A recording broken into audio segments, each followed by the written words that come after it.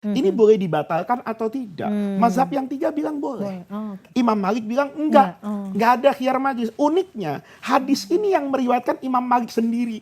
Ini hadis dengan mata rantai periwayatan yang paling bagus sedunia nih. Imam Malik itu ketika akad jual beli itu punya persoalan fikih yang menarik. Namanya khiyar majlis.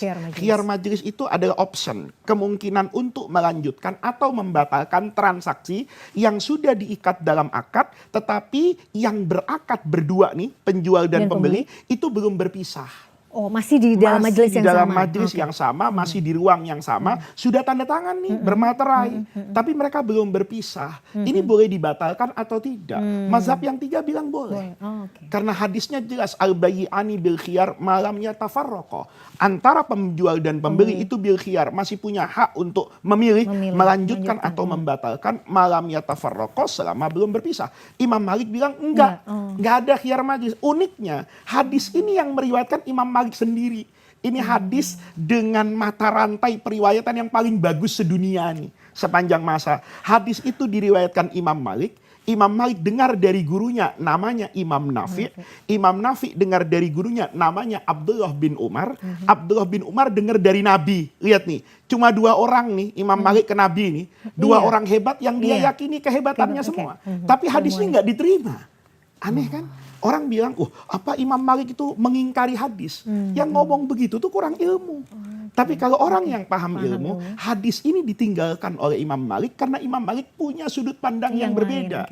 Apa sudut pandangnya? Kata Imam Malik, pedagang di kota Madinah, kalau di Jakarta nih, ya, baik di Blok M, di Tanah Abang, di semua pasar, itu nggak ada yang namanya khiyar majlis.